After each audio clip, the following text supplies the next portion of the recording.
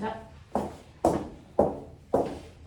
여러분들이 보시면 저 하나만 질문할게요. 혹시 화원을 아는 사람이 있을까요? 손. 저는 화원을 안 했어요. 한 명.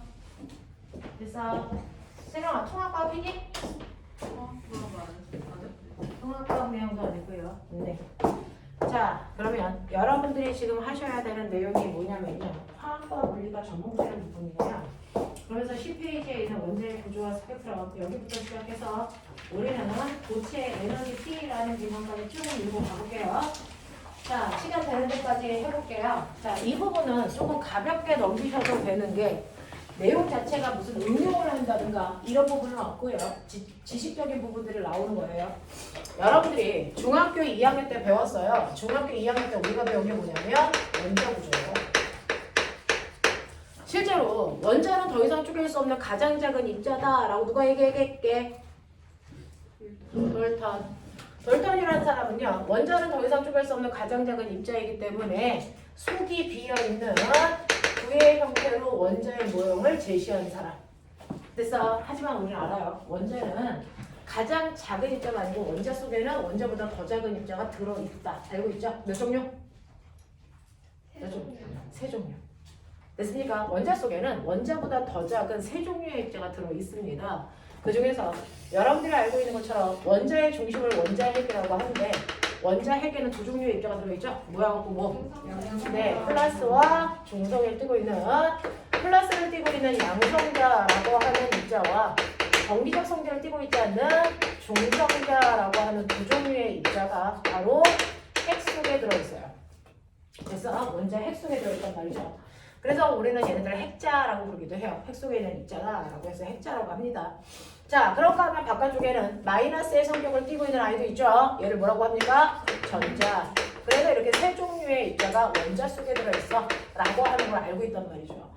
근데 이걸 처음부터 모든 사람이 알고 있었던 건 아니겠죠. 이걸 다 발견한 겁니다. 과학자들이. 그 과학자들이 발견하기까지의 과정이 화학 시간에 되게 자세히 나와 있어요. 이단원에. 자, 그러면 이렇게 속이 비어있는 빈 공간이라고 우리는 생각했다가 이 안에 있는 입자 하나하나를 발견하겠죠. 그 하나하나를 발견하는 과학자들이 다 노벨상을 탄 사람들이에요. 그 중에서 세계 입자 중에 가장 먼저 발견된 게 뭘까요? 그렇죠. 가장 먼저 발견된 게 바로 전자라는 입자가 가장 먼저 발견됐단 말이죠. 전자를 발견한 사람이 누구? 그렇죠. 톰슨이라는 사람이에요. 톰슨이라는 사람이 전자를 발견한 실험, 그 실험에도 제목이 있어요. 뭐 있습니까? 뭐야? 그렇죠. 이걸 바로 우리가 은극성 실험이라고 하는데 실제로 자유전자가 드글드글한 금속 덩어리에다가 엄청나게 센 비대에너지를 쏜 거죠. 그래서 왜? 실제로 금속 속에 전자들이 바글바글 들어있는데 이 전자들이 금속을 탈출하기 위해서는 최소한의 에너지가 필요해요. 그 최소한의 에너지를 우리가 뭐라고 하냐면 이람수 이럽니다. 그러니까 철이라는 아이는 이 철이라는 금속에서 탈출을 해야 됩니다. 왜? 원자 핵이라는 플러스인 입자가 전자를 잡아당기는 전기력이 작용하니까 그래요. 됐죠? 그러면 이걸 끊고 탈출하기 위해서 필요한 에너지는요. 원자마다 다 달라요. 그래서 어떤 애는 탈출하기 위해서 필요한 에너지가 10줄이야. 어떤 애는 탈출하기 위해서 필요한 에너지가 20줄이야. 이럴 수 있단 말이야. 됐죠? 네. 그러면 이 원자 핵을 탈출하기 위해서 최소한의 필요한 에너지 10만큼을 줘야 전자가 튀어나온다고요. 됐죠? 그걸 뭘 통해 주니까 비대에너지를 주는 거야. 톰슨이. 그래서 비대에너지를 주면 얘 같은 경우에 내가 만약에 비대에너지를 100만큼 줬다. 그럼 100 중에서 자기가 탈출할 때 필요한 10만큼을 쓰고 나머지 90이라는 에너지를 전자가 그래서 운동 에너지로 가지고 튀어나와서 막 움직여. 알겠어? 네, 이걸 자세히 설명한 사람은 아인슈타인이고요. 그게 바로 광전 효과고요. 그래서 톰슨은 거기까지는 아니지만 이렇게 금속 속에 있는 자유전자들을 탈출시키는 겁니다. 비대에너지를 이용해서. 비대에너지를 주면 그걸 먹은 전자가 튕겨 나온다고요. 하지만 전자가 튀어나왔다고 해서 눈에 보일까? 안 보입니다. 그래서 그럼 눈에 보이지 않는 전자들이 튀어나왔다는 걸 어떻게 확인해? 여기에 형광물질을 발라놓은 막을 씌워요. 막을 씌우면 전자들이 이렇게 탈출을 합니다. 탈출을 했을 때 한쪽에는 플러스 한쪽에는 마이너스를 걸어요. 그러면 탈출을 한 아이가 100% 플러스에 와서 부딪힙니다. 부딪힐 때마다 빵빵빵빵 빛이 나와요. 알겠어? 그걸로 누군가가 와서 부딪혔구나. 이거 확인한다고요. 무슨 말인지 알겠어? 자, 그래서 플러스 쪽으로 전체적으로 와서 부딪히는 걸 통해서 여기서 튀어나온 아이는 마이너스의 전화를 띄고 있어 라고 하는 걸 확인했던 거죠. 그래서 운동성 실험을 통해서 마이너스 입자가 튀어나왔구나. 됐어? 네 라고 하는 거 알 수 있고요. 그럼 진짜로 얘는 입자인 게 맞아? 현상은 아니야? 라고 하는 실제로 러프하게 나누면요. 물질과 현상의 가장 큰 차이점은 질량의 유무입니다. 질량이 아무리 작아도 있다면 걔는 물질, 없다면 현상. 이렇게 되는 거예요. 됐죠? 그러면 얘가 실제로 물질이 맞아? 라고 하는 걸 확인하기 위해서 여기에 이런 식으로 플러스 마이너스를 안 걸고요. 여기에다가 바람개비를 놔요. 바람개비를 놓으면 튀어나온 아이가 플러스 마이너스가 없으니까 이렇게 똑바로 갈 거예요. 가다가 여기 있는 바람개비 날개랑 부딪히면 튀어나올 때 속도에 의해서 뭐가 생기냐면 질량이 있다면 2분의 1 mv 제곱 뭐가 있어? 운동에너지. 그 운동에너지만큼 바람개비 날개를 돌리는 일할 수 있잖아요. 그래서 실제로 바람개비 날개가 도는지 보는 거야. 여기 형광등을 100만 개를 켜놓는다고 쳐요. 거기서 빛이 막 나오죠. 빛은 입자야? 빛은 입자야? 아니죠. 그럼 바람개비 날개가 돌까? 안 돌아요. 아무리 형광등에서 빛을 세게 비춰도 왜? 빛은 입자가 아니니까. 알겠어? 근데 실제로 여기서 튀어나온 전자를 놓고 바람개비 날개를 놨더니 이 바람개비 날개가 도니 안 도니? 돈단 말이죠. 그러면 여기서 튀어나온 아이는 질량을 가지고 있기 때문에 운동에너지를 가지고 있었구나. 그래서 바람개비 날개를 돌리는 일을 할 수 있었구나. 이렇게 생각한 거예요. 됐죠? 그래서 실제로 튀어나온 마이너스 전기를 띤 입자가 사실은 그 아이가 질량을 가지고 있는 입자성을 띠고 있다는 걸 확인했다. 됐죠? 그 다음에 여기서 튀어나온 아이가 그러면 이동하는 경로는 어때? 이거 확인하기 위해서 여기에 특이한 모양을 가지고 있는 방해물 하나를 놔요. 만약에 이 아이가 비처럼 직진을 한다면 됐죠? 이렇게 방해물이 있는 것 뒤에는 얘가 도달할 수 있니 없니? 없어요. 만약에 직진하지 않고 막 이렇게 움직이면 뒤쪽에 뭔가가 와서 부딪히는 아이도 존재하겠죠. 됐죠? 그래서 얘 이동 경로를 보려고 방해물을 놨더니 그 방해물 뒤에 어떤 아이도 와서 부딪히지 않더라고요. 그러니까 전자는 뭐한다? 똑바로 가려는 직진성을 가지고 있다. 됐습니까? 네 라고 하면 마이너스 전하를 띠고 있고요. 질량을 가지고 있는 입자이고요. 직진하려는 성질을 가지고 있는 이 아이를 나는 전자라고 할 거야 라고 얘기한 사람이 톰슨이에요. 됐죠? 그래서 전자를 발견하게 됐는데 문제가 있죠. 원자는 정기적으로 무슨 상태? 원자는 정기적으로 언제나 중성이죠. 됐죠? 근데 원자 속에 마이너스 전기를 띤 입자들이 이렇게 있다면 됐죠? 이건 마이너스 전하를 띄어야지 중성일 수가 없단 말이죠. 그러니까 톰슨은 뭐라 그랬어? 나는 마이너스 전기를 띤 전자를 발견했지만 사실은 이 안에 똑같은 세 개의 플러스를 띤 입자들이 있다라는 얘기다. 됐어? 그러니까 중성의 성질을 나타내겠죠. 알겠습니까? 네. 자, 그러고 나서 그 다음에 누가 등장합니까? 러더 퍼드는 톰슨이 발견하지 못한 이 플러스의 입자를 발견하려고 했겠죠. 근데 그 사람이 생각한 건 플러스 입자가 이렇게 마이너스처럼 군데군데 박혀있는 코딩의 형태를 띠지는 않았을 거야. 왜? 만약에 플러스 입자도 이렇게 군데군데 박혀있었다면 얘도 전기 먹고 튀겨나왔어야지. 근데 안 튀어나왔잖아. 그러니까 이 플러스 입자는요. 원자의 깊숙한 곳에 엄청나게 무거운 질량을 가지고 들어가 있을 거야. 그러니까 웬만한 비대너지를 먹고 튀어나올 수 없었던 거야. 그리고 바깥쪽에 마이너스 전자들이 이렇게 뺑글뺑글 돌고 있었겠지 라고 생각한 거야. 그러면 내 생각이 맞는지 확인해봐야지 라고 했어요. 그래서 이렇게 중심에 플러스 전기를 띠고 있는 얘는 모든 원자들은 원자 핵의 구조를 가지고 있다라고 생각했어. 그게 맞는지 확인하기 위해서 얘도 실험합니다. 그 실험의 이름이 뭘까요? 그 실험의 이름이 알파 입자 산란 실험이라는 걸 합니다. 그 중에서 알파 입자가 뭡니까? 라고 하면 요즘은 미지의 물질 또는 숫자를 x, y, z로 놔요. 맞죠? 네. 근데 옛날에는 미지의 물질 숫자를 뭐로 놨어? 알파, 베타, 감마로 놨어. 그래서 이 알파라는 미지의 어떤 물질을 자기가 레이저 총으로 만든 거야. 자기가 만든 총에서 어떤 입자가 나오는데 얘가 누구지 모르겠어. 됐어? 네. 이 물질을 쏜 건데 얘를 알파 입자로 썼어. 라고 얘기를 했는데 우린 지금 말이죠. 자, 러더포드가 쏜 거 뭡니까? 헬륨 양이온을 쏜 거야. 그래서 헬륨 양이온을 쏜 겁니다. 됐죠? 그걸 레이저 총으로 만들어서 쏩니다. 자, 쏠 때 조건이 있어요.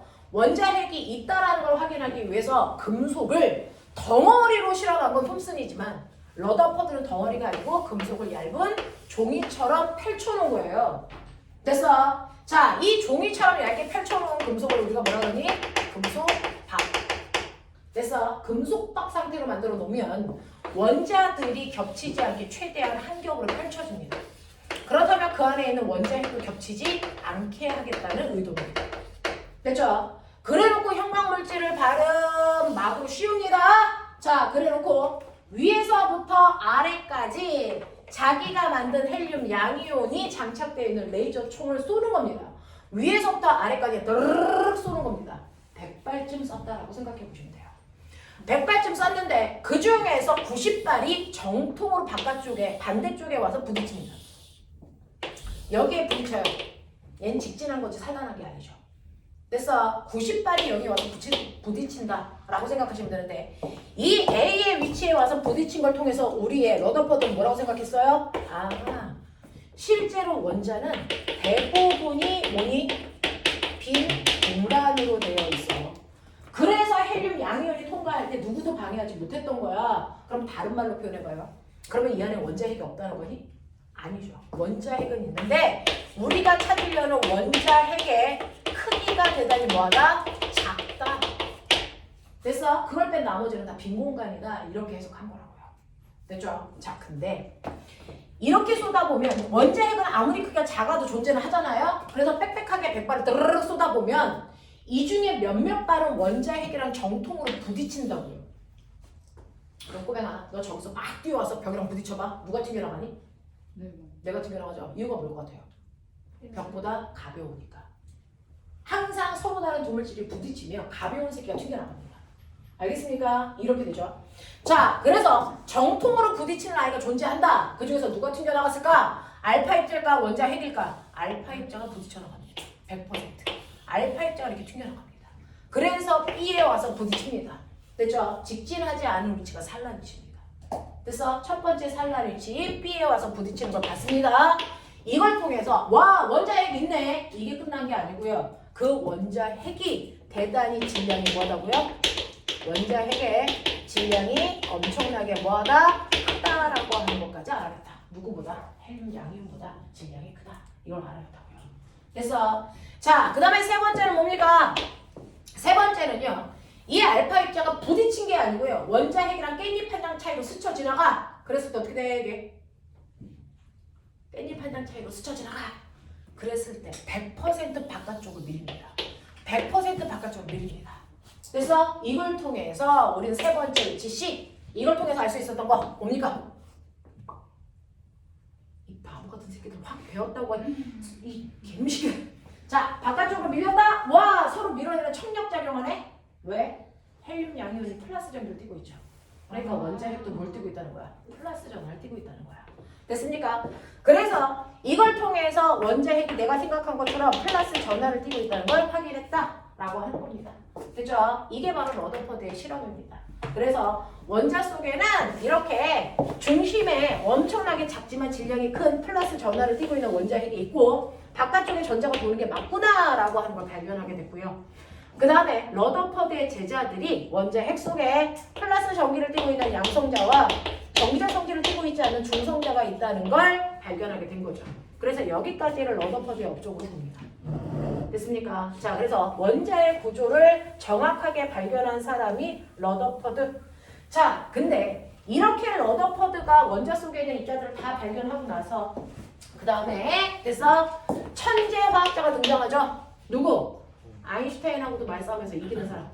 누굽니까? 보어가 등장합니다. 화학에 엄청나게 많은 지식을 가지고 있는 과학자예요. 보어라는 사람이 등장하는데 보어라는 사람은 러더퍼드가 얘기한 저 원자 모형 틀렸어. 그랬어요. 왜 틀렸을까요? 우리도 중학교 때 저렇게 배웠을 텐데. 맞아요. 우주에서 오는 햇빛이요. 우주에서 이렇게 빛이 올 때 지구에 있는 사람이 프리즘으로 분산시켜서 보면 어떻게 보여야 됩니까? 빨주, 노초, 파남보, 연속 스펙트럼으로 보여야 된다. 알고 계시죠? 보호도 그렇게 배웠을 거예요. 그래서 연속 스펙트럼으로 빨주, 노초, 탄암모라고 하는 빛이 쭉 연결돼서 나타나는 연속 스펙트럼의 형태로 보여야 돼 라고 했습니다. 그래서 실제로 우주에서 오는 햇빛을 프리즘으로 분산시켜 보니까 연속 스펙트럼의 형태를 띠지 않습니다. 그래서 군데군데 햇빛이 없는 상태로 너덜너덜한 상태로 지구에 와요. 그러면 원래 여기 썼던 잎이 누가 먹었어? 누군가가 먹은 거야. 빨아먹은 거야. 누가? 우주 공간에 있는 수소가 먹은 거예요. 수소 속에 있는 전자가요, 이 햇빛을 빨아먹은 겁니다. 그래서 이거를 뭐라고 한다? 흡수 스펙트럼이라고 한다.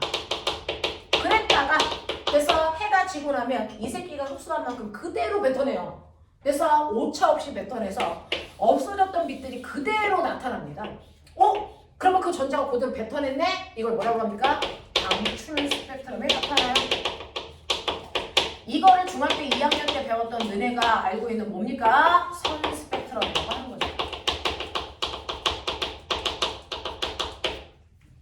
그래서 그럼 뭐는요? 이러한 선 스펙트럼이 왜 나타나? 흡수 스펙트럼과 방출 스펙트럼이 왜 나타나? 그리고 왜 에너지에 오차 없이 그대로 흡수하고 그대로 방출해? 이걸 설명하고 싶었던 거야. 이걸 러더포드의 원자 모형으로 설명이 안 돼. 그래서 얘는 새로운 원자 모형을 만듭니다. 어떻게 해요? 전자 껍질이라는 개념을 도입합니다. 전자 껍질이라는 개념을 도입하지? 너무 새끼들이. 자, 그래서 보시면 원자핵이 이렇게 있고요. 전자들이 아무데나 있는 게 아니야. 전자들은 여러 겹의 전자 껍질이 있어. 그 껍질 위에만 전자가 이렇게 올라가. 자, 그 중에서 안쪽 껍질부터 첫 번째 껍질, 두 번째 껍질, 세 번째 껍질, 그 다음에 어디까지 있어? 껍질은 무한 번째 껍질까지 있는데 몇 번째 껍질에 있느냐에 따라서 전자의 에너지 값이 달라져. 기억나? 어느 껍질에 있을 때 에너지가 제일 작아?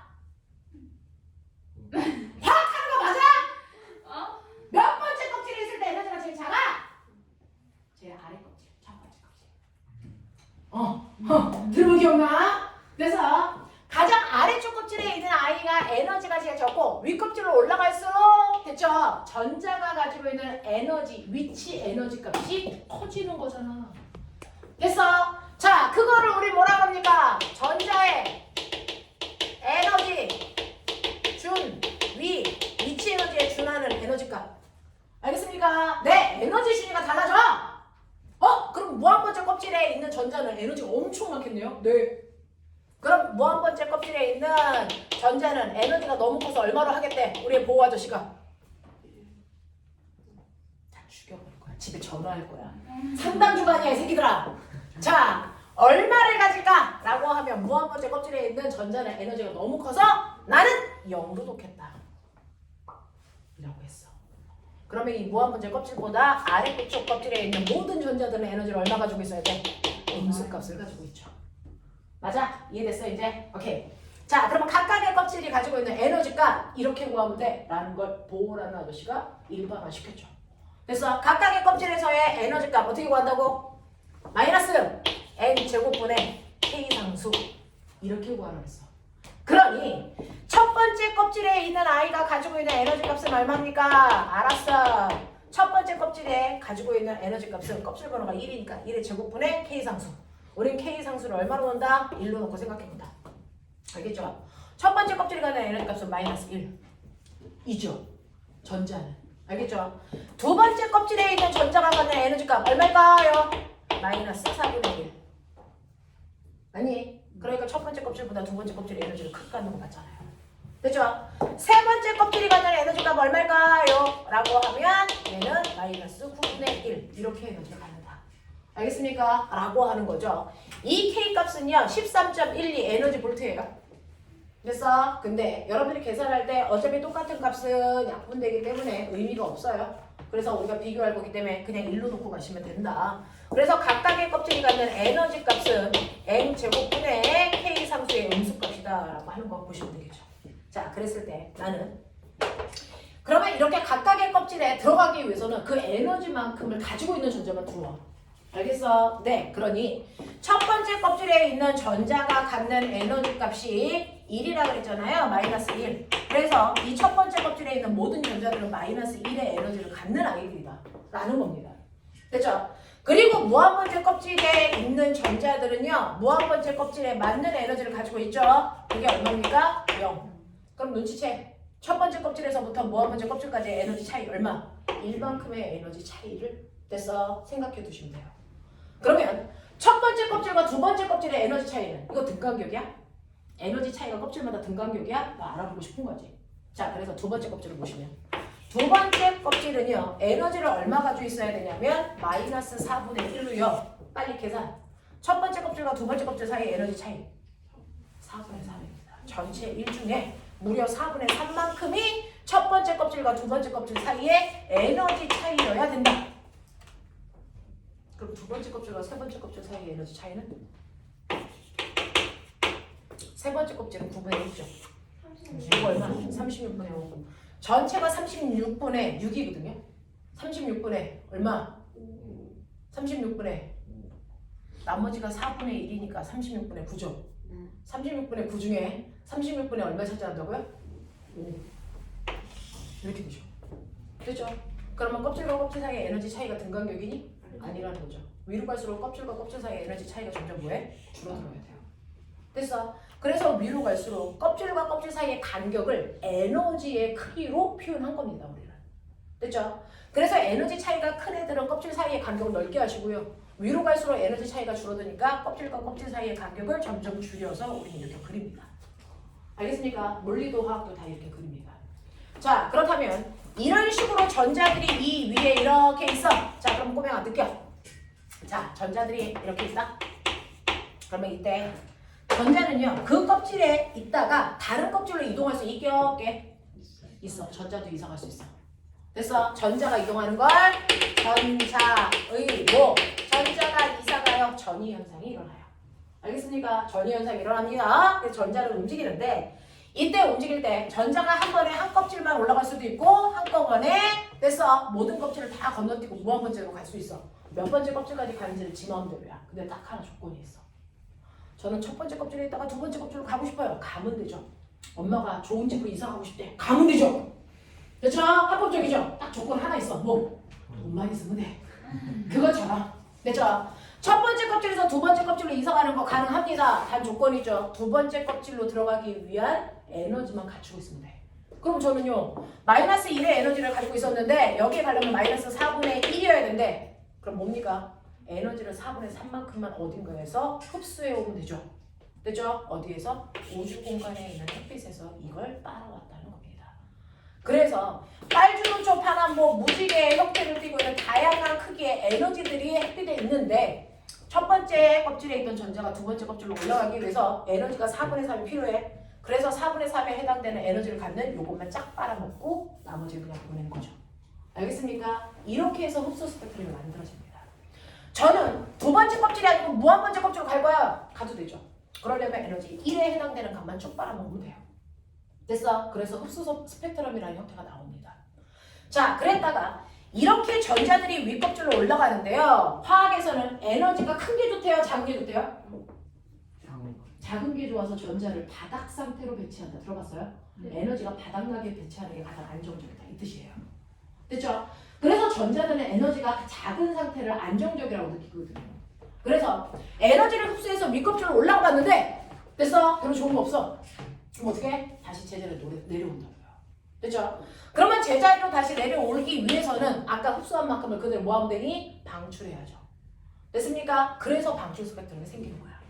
무슨 말인지 알겠니? 이렇게 흡수 스펙트럼과 방출 스펙트럼이 생기는 이유를요. 전자가 에너지의 크기가 다른 껍질을 이동하는 과정으로 설명한 사람이 보호다. 알겠어? 이 러더퍼드의 개념으로는 전자가 여기 있던 에너지 값이 동등해. 됐어? 그렇기 때문에 얘가 이동할 때 흡수 스펙트럼이나 방출 스펙트럼이 생길 이유가 없어. 하지만 보호의 원자 개념으로 설명하면 흡수 스펙트럼과 방출 스펙트럼이 나타나는 이유를 정확하게 설명할 수 있다. 알겠어? 그걸 설명하기 위해서 만든 게 전자 껍질의 개념이다. 알겠습니까? 요거예요. 그래서 보호는 선 스펙트럼이 생기는 원리를 설명하기 위해서 전자 껍질이라는 개념을 도입했다. 되겠냐? 자, 그럼 생각해봐. 자, 전자가 어디 있든 상관없이 그 전자의 위치에서 몇 번째 껍질로 내려올 때 가장 많은 에너지를 뱉어낼까? 가장 많은 에너지를 뱉어내려면 전자가 몇 번째 껍질로 내려와야 될까? 첫 번째 껍질이죠. 첫 번째 껍질로 내려오기 위해서는 적어도 4분의 3보다 많은 에너지 방출할 거잖아요. 됐죠? 그래서 전자의 처음 위치가 어디든 그건 무관해. 걔네들이 첫 번째 껍질로 내려올 때 가장 많은 에너지를 방출합니다. 적어도 4분의 3 이상의 에너지를. 됐죠? 그래서 얘가 가장 많은 에너지를 방출할 텐데 그 에너지가 무슨 계열에 비칠까?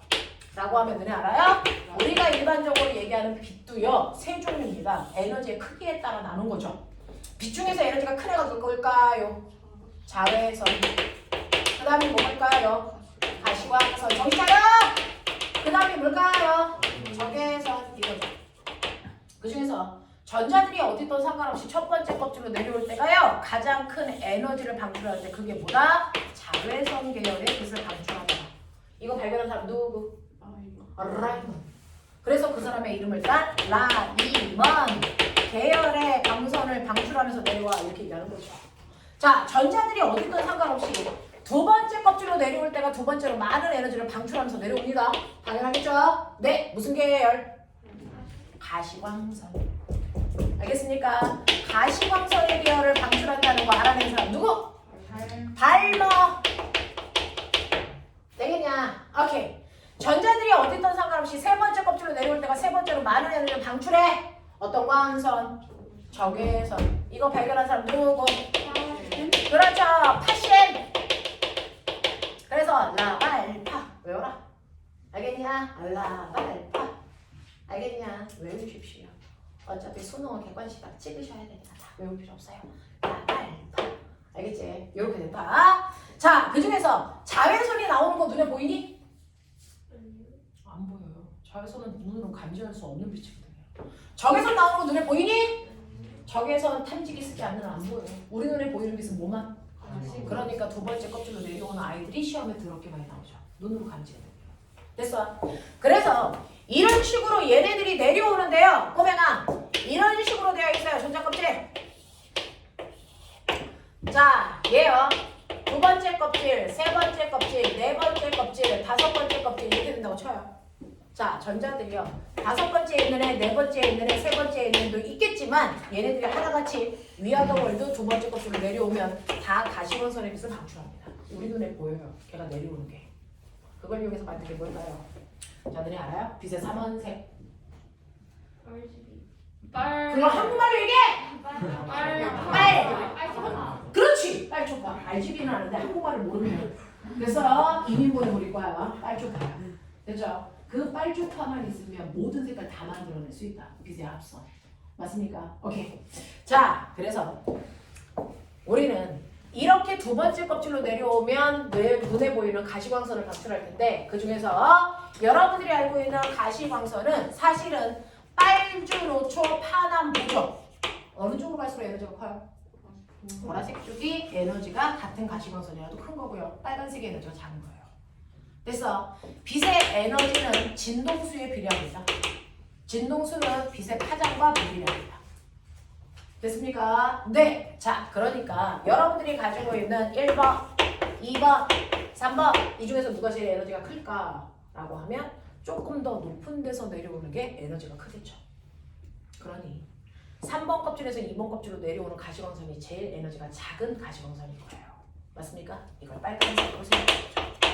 빛의 3원색이면 이게 빨, 초, 파 이런 느낌이야.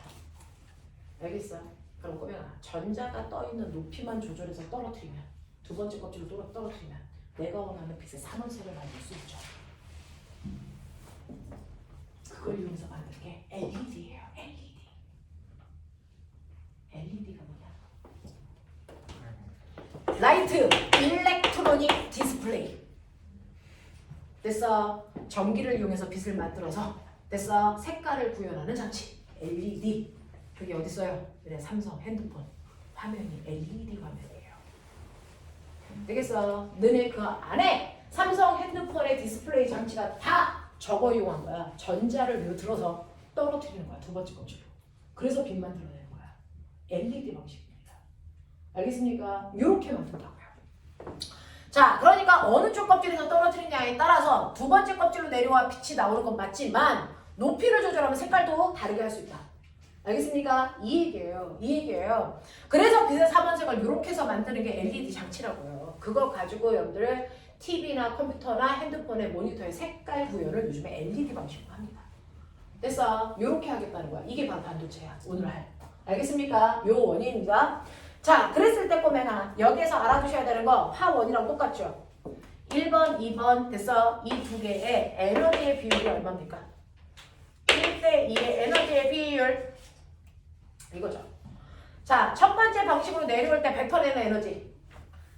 네 번째 껍질에서 두 번째 껍질로 내려올 때 뱉어내는 에너지. 그 에너지의 비율이 얼마입니까? 이 얘기예요. 되겠어? 그럼 어떻게 하면 돼요? 세 번째 껍질이 갖는 에너지는 마이너스 9분의 1. 두 번째 껍질이 갖는 에너지는 마이너스 4분의 1. 그러니 첫 번째요. 세 번째 껍질에서 두 번째 껍질 내려올 때 방출하는 에너지는 두 개의 차이만큼. 그러니까 높은 에너지에서 낮은 에너지를 빼면 돼. 뭐 이렇게 했어요. 됐어? 이렇게 하시면 되는데 그냥 그런 거 필요 없이요. 절대값을 빼세요. 큰 값에서 작은 값을 빼시면 됐어? 방출하는 에너지가 나와요. 얼마? 36분의 5만큼의 에너지를 방출합니다. 됐어? 자, 두 번째는요. 얘는 36분의 5만큼 방출하는데 얘는요. 라고 하죠. 얘는 네 번째 껍질에서 두 번째 껍질로 내려오니까 네 번째 껍질은 16분의 1, 두 번째 껍질은 4분의 1 때 16분의 3 맞습니까? 16분의 3만큼의 에너지를 방출하죠. 그러면 에너지의 비율이 몇 대 몇입니까? K 뭐 수준인 건 맞아. 자, 해 빨리 몇 대 몇?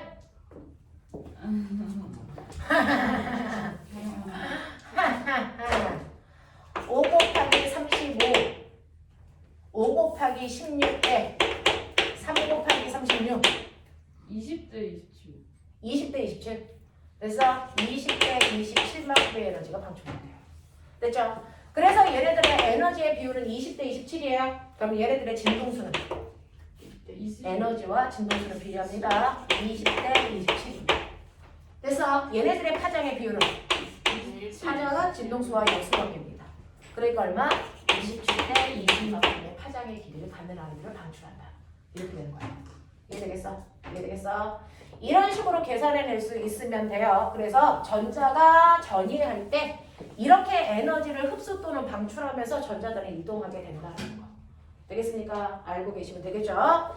그래서 여러분들이 가지고 있는 원자의 구조를 알아내기까지의 과정이 10페이지, 11페이지, 12페이지 됐습니까? 13페이지 뭐 이렇게 나와 있고요. 14, 15가 바로 됐죠? 여러분들이 알고 있는 흡수 또는 방출 스펙트럼에 나오는 라발파에 대한 얘기입니다. 16, 17 그래서 라이먼, 발머, 파시안이라는 단어들이 다 나와 있습니다. 자, 그러면 이런 식으로 원자의 구조들이 형성되어 있다는 거 다 알고 있고요. 25페이지 보세요. 25페이지에 11번을 보자. 뭐이냐? 자, 가줌바 첫 번째 껍질로 내려오지. 무슨 계열? 라이먼. 나는? 발머. 다는? 파시엔. 그러니까 그 중에서 2번 문제 봐. 가시광선은 어디에 속해? 이씨. 나. 디즐랜드 나다. 알겠어? 가는 자외선이다. 이렇게 되는 거. 어렵지 않죠? 하겠죠? 근데 우리는 화학하는 게 아니잖아요. 이건 화학 시간에 배워줬어야죠. 됐죠? 우리는 화학하는 게 아니고 물리하는 거죠. 실제로요. 이렇게 원자의 구조를 보니까 전기적 성질을 띠고 있는 입자들이 있더라는 겁니다. 약간 전기하고 갈게요. 안에는 플러스 전기력을 띠고 있는 아이들 양성자가 있고 바깥쪽에는 마이너스 전기를 띠고 있는 전자가 있다면 그래서 전기를 띤 입자 사이에는 서로를 당기거나 미는 뭐가 작용하니? 인력이요. 인력이랑氢력? 그걸 합해서 뭐라 그럴까요? 전기력. 그래서 전기를 띤 입자 사이에는 서로를 밀거나 당기는 전기적 세기가 생긴다. 나는 이거를 전기력이라고 하겠다. 되겠냐? 이거죠. 자, 그러면 전기력을 어떻게 구하면 되는데? 라고 하면 이렇게 전기를 띤 입자 A 플러스 4쿨롱 B 마이너스 2쿨롱이라고 하는 C는 전기적 세기를 나타내는 단위입니다. 과학자 이름 써서 쿨롱이라고 불러요. 됐죠? 네. 자, 이 전기적 세기를 가지고 있는 입자들이 여러분들이 알고 있는 됐어? R 2m만큼 떨어져 있어 라고 합니다. 그랬을 때 얘는 서로 반대극을 띄고 있으니까 서로 당기는 전기력이 작용하겠죠? 있냐? 그럼 저 물어볼게요. 플러스 4쿨롱이 마이너스 2쿨롱을 세게 당길까?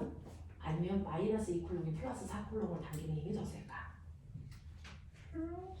둘이 똑같지 않을까요? A가 B를 당기는 힘이 셀까? B가 A를 당기는 힘이 셀까? 똑같죠. 왜요? 작용, 반작용. 헐. 그래서 얼핏 들으면 플러스 4쿨롱이 전하력이 세니까 훨씬 더 세게 당길 것 같지만 그렇지 않습니다. A가 B를 당기는 힘이나 B가 A를 당기는 힘이나 그 크기는 반드시 같아야 돼요. 작용 반작용이기 때문에 방향만 달라는 거죠. 됐죠? 그래서 A가 B를 당기는 힘이나 B가 A를 당기는 힘이나 힘의 크기는 똑같고 방향만 보시는 것처럼 정반대. 알겠어? 라고 하는 이 힘을 전기력이라고 하고요. 그 전기력의 세기를 구하는 시 어렵지 않아요. 그래서 어떻게 구하는 거냐면 R제곱분의 크크크 이렇게 구해. R제곱분의 크크크 모대문 병신. R제곱분의 크크크 이렇게 구해. 됐어? 그러니까 얘네들 보시면 지금 떨어져 있는 거리가 2m니까 2의 제곱분의 K는요 전기력 구할 때만 쓰는 상수값으로 쿨롱이라는 아저씨가 알아냈대요. 쿨롱 상수. 됐어? 자 상수값을 외울 필요가 없고요. 얘는 9 곱하기 10의 9승입니다. 됐죠? 필요하면 주니까 그거 넣으시면 되는데 우리 그냥 1 이렇게 집어넣죠. 됐죠? 그 다음에 Q와 Q2는요 각각의 전기를 띤 입자들의 전하력의 세기 집어넣으시면 돼요. 절대값으로 그냥 집어넣으면 돼요. 4 곱하기 2 됐어? 날라가 꺼져 지워져 사라져 보이죠? 그래서 얘는 2N의 힘으로 서로 잡아당기네 뭐 이런 느낌이야. 됐죠? 2N의 힘으로 서로를 잡아당기네 라고 하는 전기력이 작용합니다 라고 하는 거. 그게 원자 핵과 전자 사이에 서로를 잡아당기는 힘으로 작용합니다. 그거를 여기서 속박 에너지라고 불렀어요. 속박 에너지. 서로를 속박시킨다. 됐어? 그래서 이렇게 속박 에너지가 작용하기 때문에 전자를 쉽게 탈출할 수 없어. 그걸 탈출시키려면 엄청난 에너지를 공급해줘야 돼. 뭐 이런 얘기야. 되겠어? 네. 자, 이런 식으로 해서 전기력이라고 하는 것도 여러분들은 살짝은 좀 알고 계셔야 뒤에 있는 문제들을 불러불러 풀어내갈 수가 있어요. 자, 그 중에서 26페이지에 1번이요. 문제만 읽어봐. 못 풀 거야. 그냥 문제만 읽어. 내가 할게.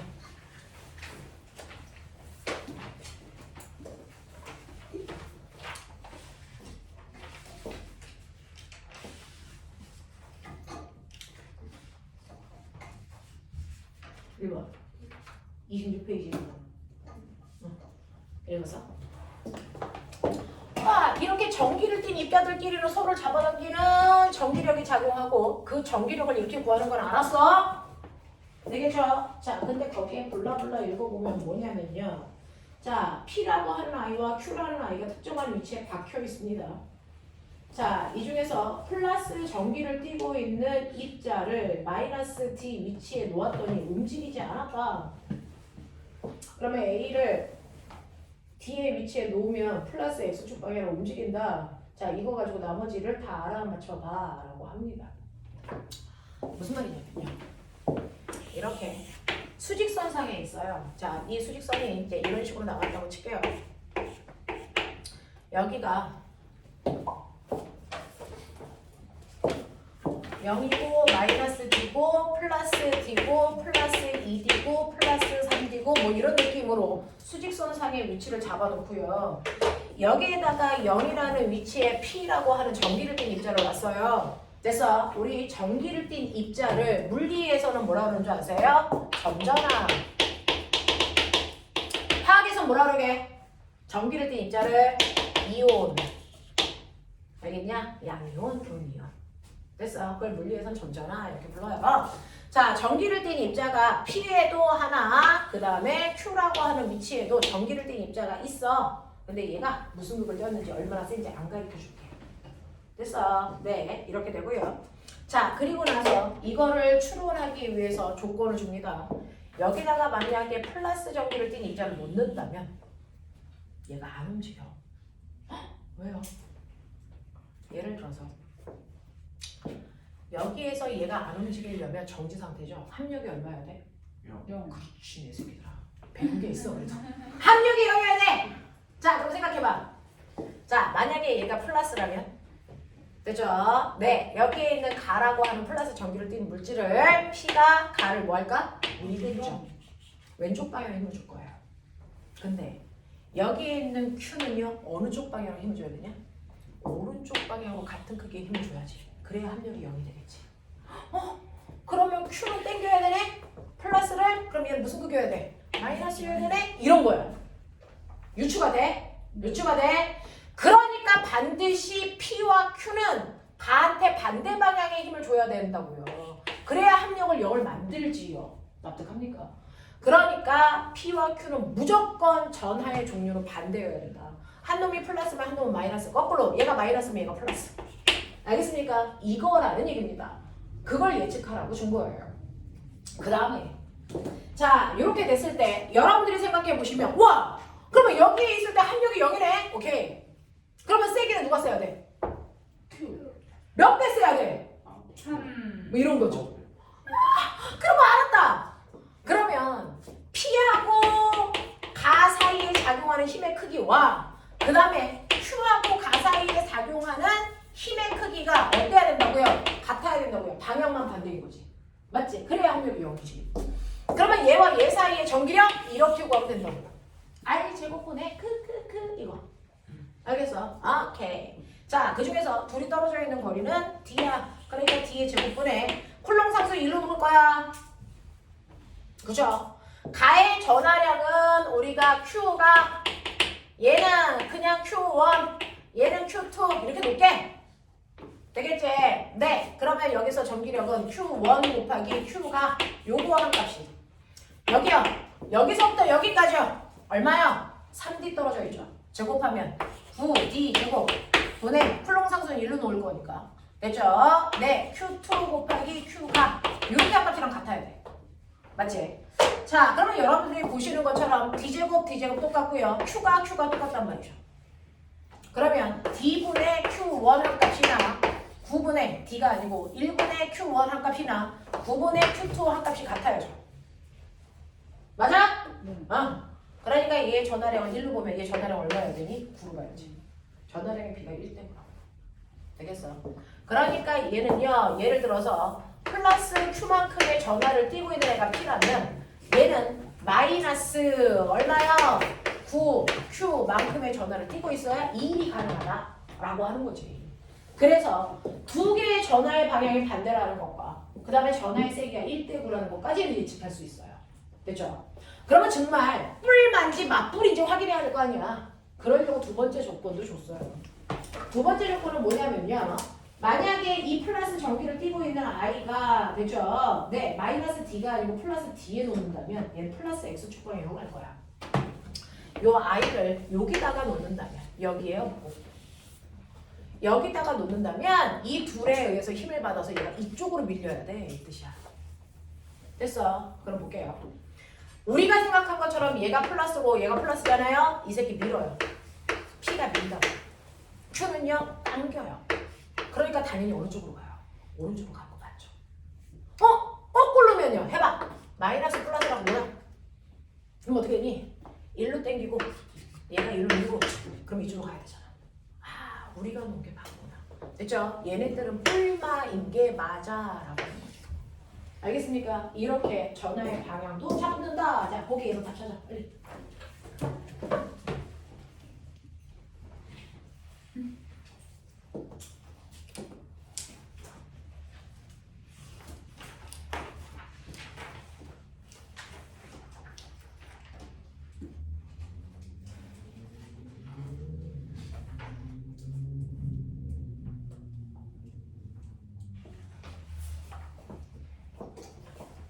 몇 번일까? 3번? 3번이에요. 되겠습니까? 네. 9배가 큰 거 맞고요. 그 다음에 A가 플러스 D의 위치에서 받은 전기력의 크기는요. S가 3D인 위치에서 받는 전기력의 크기보다 셉니까? 라고 했으니까 이거 D에서 받는 전기력과 얘를 3D에 놨을 때 전기력의 세기 구분하셔야 되는데 연습하셔야 되니까 한 번만 해드릴게요. 여러분들이 D 지점에 있을 때와 3D 지점에 있을 때 전기력의 세기 구하셔야 됩니다. 우리는 이미 얘네들 알아냈어요. 얘 뭐였죠? 이게 마였냐 풀이었냐? 알려줘. 그게 플러스요. 이게 풀큐야? 네. 이게 마 9큐야? 네. 이렇게 되죠? 자, 얘가 D에 있다면 얘로부터 떨어져 있는 거리가 되죠? 네, 플러스 D에 있다면 P로부터 떨어져 있는 거리가 D니까 D의 제곱분에 됐어? 쿨롱 상수 1로 집어넣을 거고 Q하고 얘는 Q1이라고 할게요. Q1만큼의 전기력을 받아요. 그 다음에 얘는요, 됐죠? 떨어져 있는 거리가 D 제곱 Q로부터 D 제곱이고요.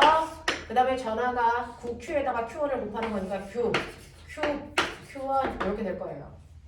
그래서 근데 두 개가 밀고 땡기는 같은 방향이니까 이거 이렇게 더한 만큼이 실제 전기력이야. 맞아. 그래서 실제 전기력은 D의 제곱분에 계산해 보셨어요? 얼마? 10Q, Q1만큼의 전기력을 받는다. 이 얘기죠. 됐어. 3D에 갈게요. 3D에 가시면 얘는 플러스 전기를 띄고 있으니까 얘가 당길 거예요. 근데 이 새끼는 밀 거예요. 그러니까 이 두 힘이 반대 방향이니까 빼셔야 됩니다. 맞죠? 자, 그랬을 때 얘로부터 떨어져 있는 거리는 3D만큼 떨어져 있어서 3D 제곱에 Q1 이렇게 가시면 되고요. 얘랑 떨어져 있는 거리는 D만큼 떨어져 있으니까 D 제곱분에 9Q, Q1 이렇게 가시면 된다고요. 됐죠? 네. 3 아니잖아요. 9잖아요. 그래서 통분하시려고 9를 곱하시면 이게 81입니다. 됐죠? 빼셔야 되니까 여러분들이 보시는 것처럼 9, D 제곱분에 해줘. 얼마니?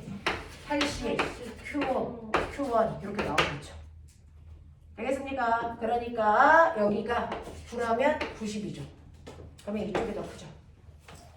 되겠습니까? 이런 식으로 비교하시면 되겠다라고 하는 거고요. 자, A를 3D인 위치에 놓으면 플러스 X축 방향으로 움직입니까? 라고 했는데 얘 힘이 더 크기 때문에 얘 힘 방향으로 움직여 마이너스 X축 방향으로 움직여요. 알겠습니까? 네, 이런 것들을 해결하시면 된다. 이게 전기력이다. 그걸 뺀 나머지는 화학에서 배운 대로 가시면 되겠습니다. 그렇죠? 네, 이런 식으로 계산하는 문제가 여러분들이 알고 계셔야 되는 첫 번째 내용. 첫 번째 내용에서 가장 중요한 건 뭐다? 여러분들이 전기력이라고 하는 게 새롭게 등장한다. 기억해둬라. 그 다음에 두 번째, 화학에서 했던 원자의 구조 알아내는 것들을 리뷰한 것 뿐이다. 되겠니? 자, 그럼 두 번째 거자 32페이지.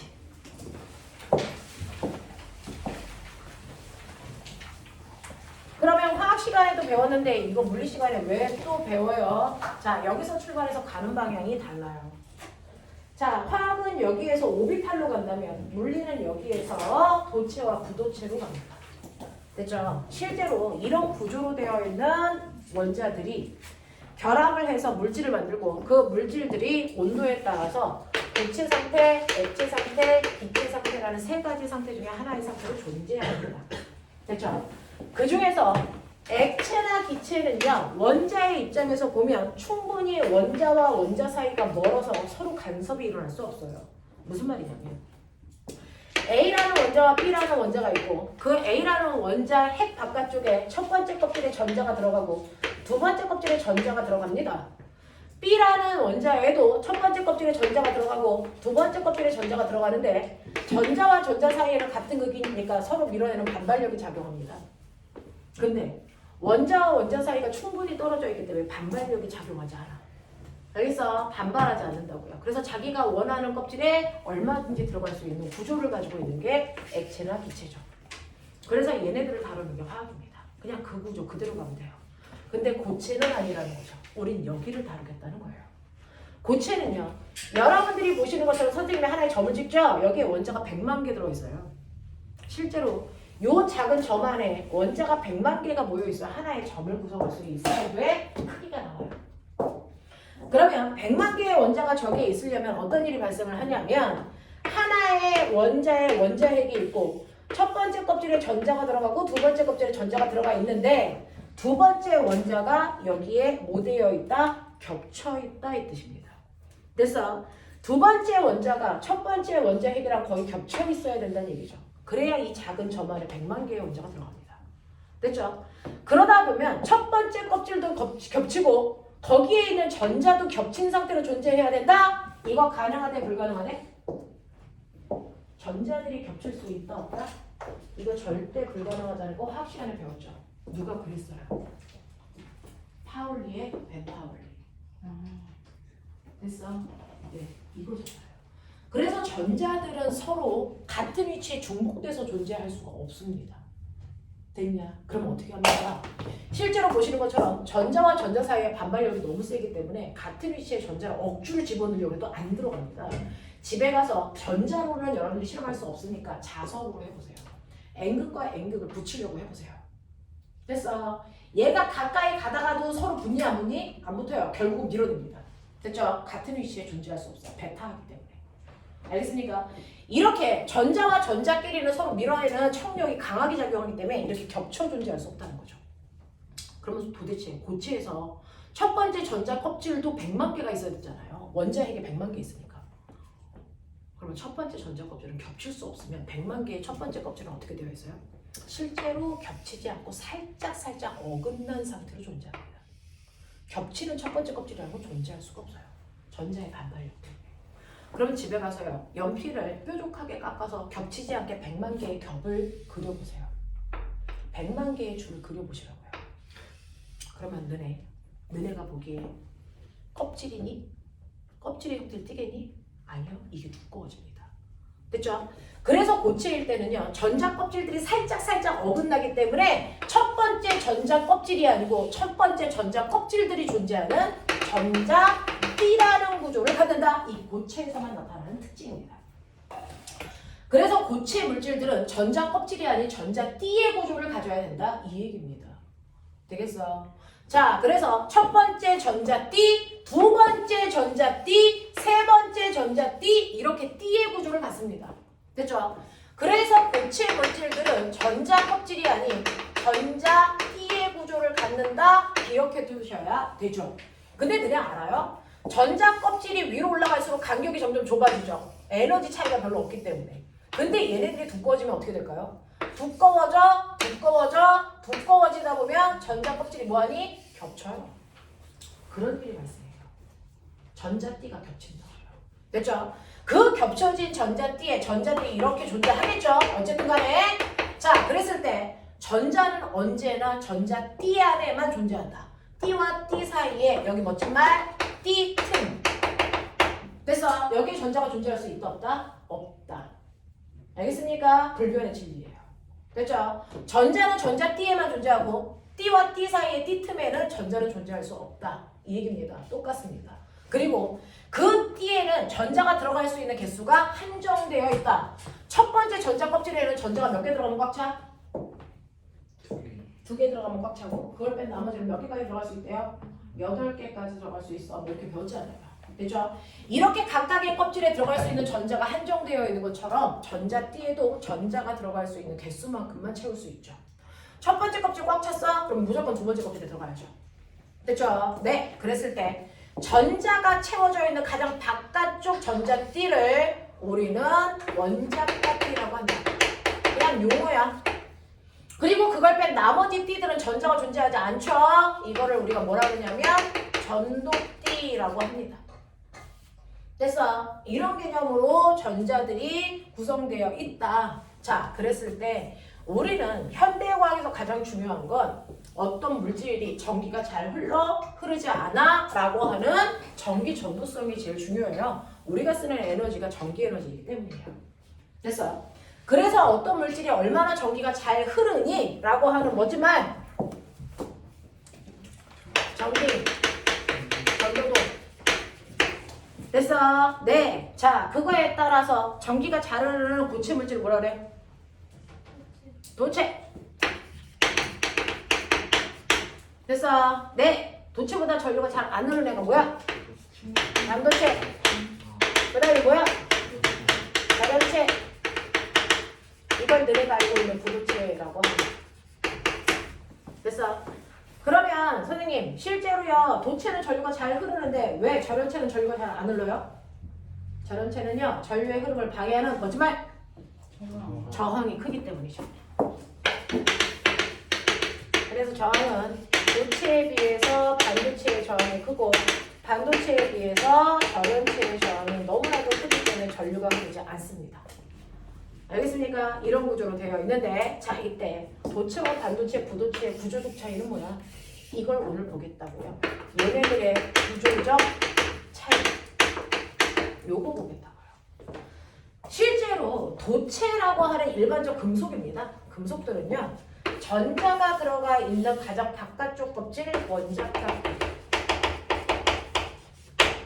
원자가띠에 전자가 들어갈 수 있는 공간이 몇 개가 있냐면 3개가 있다고 치자.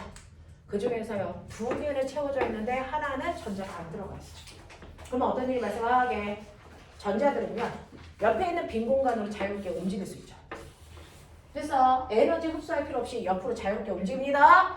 이렇게 빈 공간이 있어서 옆으로 자유롭게 움직이는 이 전자들을 우리 뭐라 그런다? 이걸 자유전자라고 부릅니다. 이게 자유전자다. 알겠어? 그리고 그 위에 원자가띠 위에 전도띠가 있다 그랬죠? 그래서 그 전도띠가 어떻게 되어 있는 줄 아세요?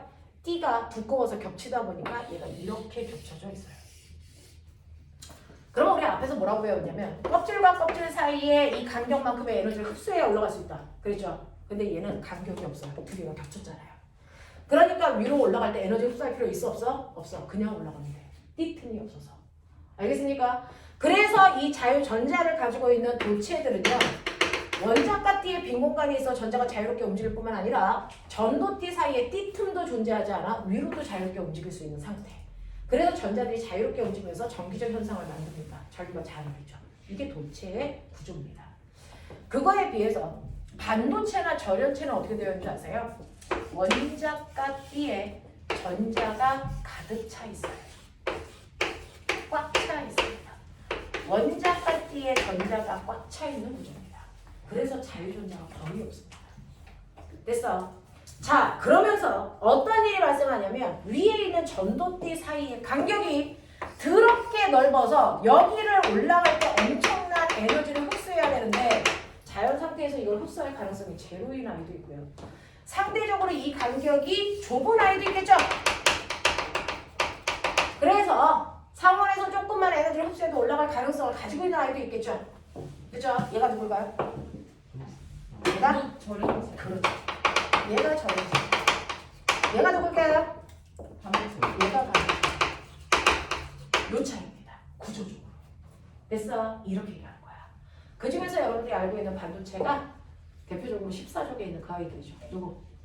탄소와 14족! 네. 탄소와 규소 같은 아이들이 이런 구조로 뛴단 말이야. 그 중에서 탄소를 아니고 우리가 규소를 이용해서 반도체를 주로 만들죠. 규소를 다른 말로 뭐라 그럴까요? 실리콘. 그래서 반도체 산업단지를 실리콘밸리 이렇게 얘기합니다. 아는 게 힘이야. 뭐래도 좀 알아봐. 실리콘이라고 합니다. 됐죠? 이런 구조로 되어 있다라고 하는 거 기억을 해봐 주시면 돼요. 자, 그러면 이 반도체 내가 배울 건 이제 얘네들 아니야. 얘가 중요해. 반도체에 대해서 배우자. 우리나라가 제일 잘 만드는 게 반도체야. 알겠어? 어느 나라도 넘사벽이야. 자, 그러면 반도체라고 하는 걸 이용해서 우리가 전기 제품들을 만들 텐데 이 반도체는 어떤 구조로 되어 있어? 라고 하는 거죠. 되겠어? 자, 이 반도체에서 여러분들이 반도체에 대해서 알기 전에 먼저 해야 되는 거 저항의 크기를 결정하는 인자 몇 가지?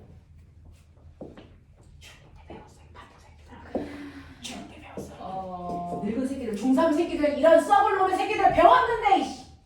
저항의 크기를 결정하는 인자 학교 다닐 때 배웠다. 내가 학교 가라 그랬다. 저항의 크기는 뭐에 따라 달라요? 그 붉기인가 그거요. 그렇죠. 붉기인가 그거 얘기하는 거예요. 네. 붉기, 붉기랑 길이, 맞다. 길이. 온도. 4개라니까 이 새끼들아. 우리 학교에서 안 가르쳐준 건가? 저항의 크기를 결정하는 인자가 무려 4가지가 있습니다. 그 중에서 여러분들이 빼먹은 첫 번째가 바로 뭡니까? 물질의 종류입니다, 이 새끼들아. 세상에서 내가 제일 싫어하는 말이 그거야. 학원에 와서 늘 그거 얘기하죠. 자, 모든 물질들을 같은 두께, 같은 길이로 잘라놓고요. 표준 저항값을 비교합니다. 이 표준 저항값을 우리는 비저항이라고 하는데 물질마다 비저항값이 다 달라서 물질을 구분하는 특성입니다. 그래서 물질을 구분하는 특성입니다. 이 비저항값을 로라고 하는데요. 로. 그냥 이렇게 써. 비슷하게 그려봐. 로라고 하는데요. 얘가 누군지 아세요? 전기가 얼마나 잘 흐르게 해주냐? 전기 전도도의 역수. 됐어. 전기 전도도의 역수값이 비저항값이야. 알겠죠? 네. 그래서 비저항을 역수하면 전기가 얼마나 잘 흐르는지를 나타내는 전기 전도도가 나옵니다. 이런 얘기입니다. 되겠죠? 자, 그 다음에 물질을 똑같은 굵기, 똑같은 길이로 잘라도 물질마다 저항이 다 달라. 그 중에서 도체들은 저항이 작아서 전류가 잘 흘러. 자, 그 도체는 금속이야? 그럼 금속 중에서 가장 저항이 작은 건 누굴까요? 누구냐? 야, 금속 중에서 그나마 저항이 제일 작은 애가 누구라고 해야지 않았을까?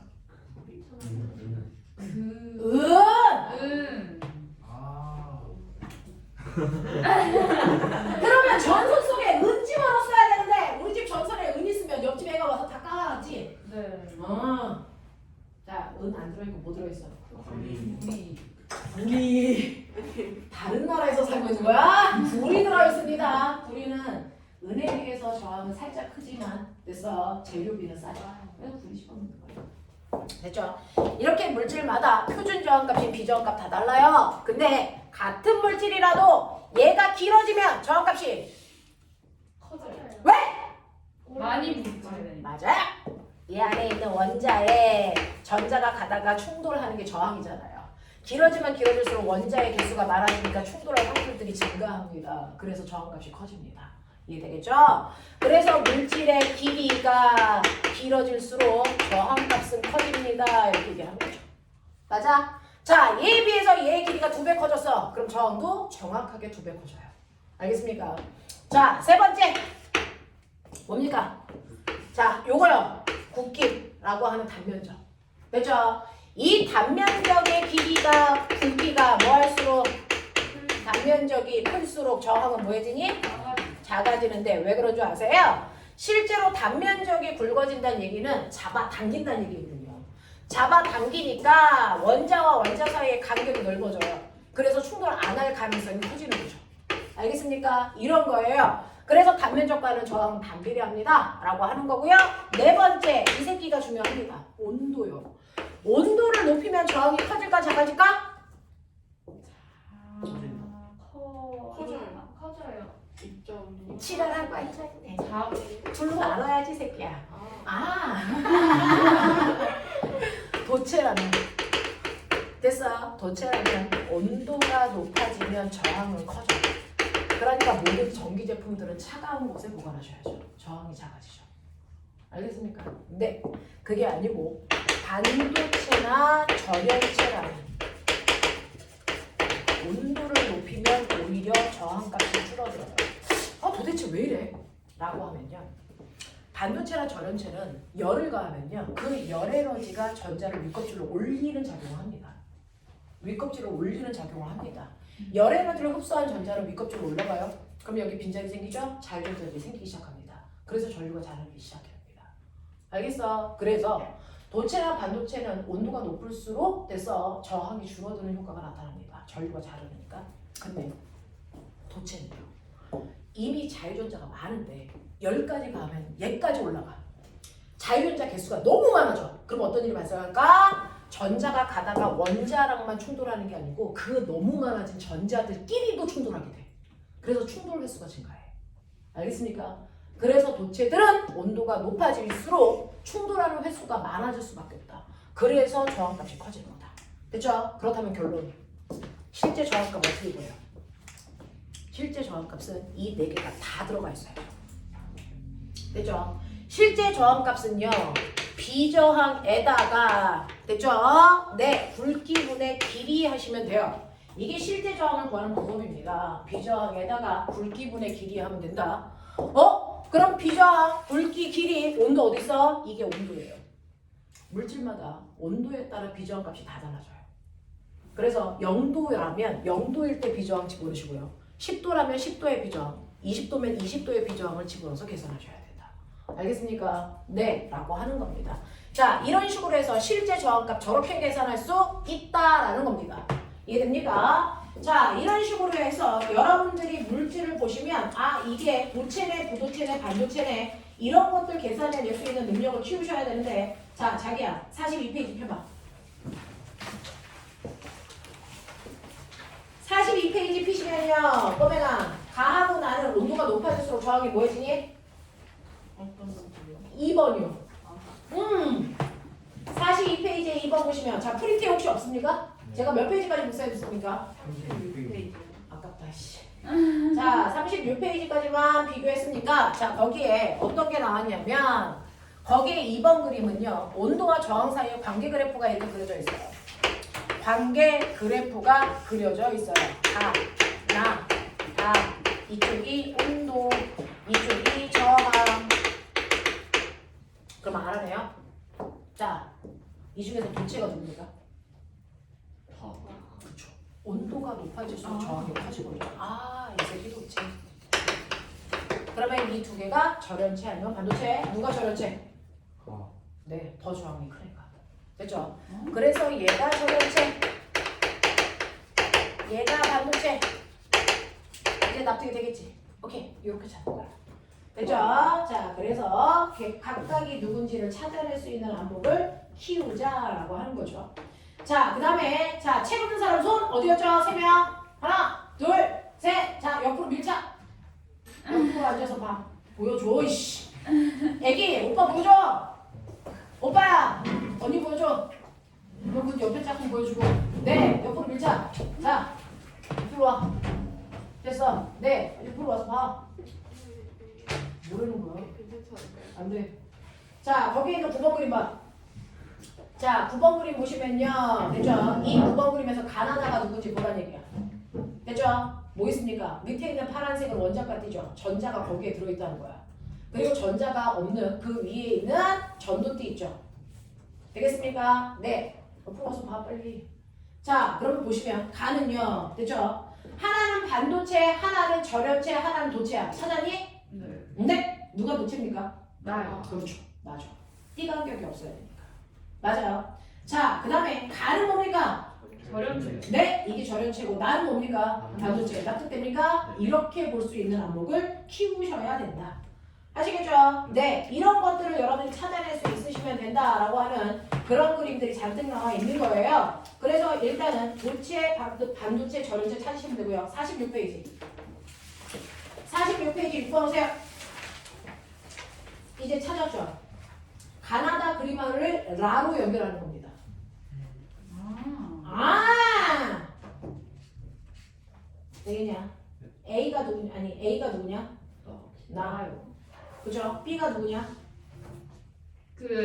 다요. 그죠? C가 누구냐? 다요. 가. 알겠습니까? 이렇게 된다. 그래서 얘를 찾아내는 연습들을 하시는 문제입니다. 어렵지 않죠? 하겠죠? 네, 넘어가. 50페이지. 야, 근데 봐봐. 여기서 더 할 거 있어? 그냥 이 내용이 다야. 이 내용이 다야. 실제로 물리는요, 내가 그랬죠. 앞에 있는 역학만 잘 건너오면 뒤에 안 오려 그랬잖아요. 아직 못 건너왔어요. 그냥 여기가 전기 파트의 다야. 이게 책의 절반이야. 그래서 이게 통합하고 내려갔다고. 됐어. 실제로 올해는 이제 너네 이게 안 남아있어. 전기 회로도가 들어와. 이건 통합과학 거야. 통합과학 공부한다고 생각하고 잘해. 그치? 이렇게 돼. 자, 그리고 나면 50페이지에 있는 내용이요. 자, 이런 설명은 책이 필요 없으니까 그냥 들으시면 돼요.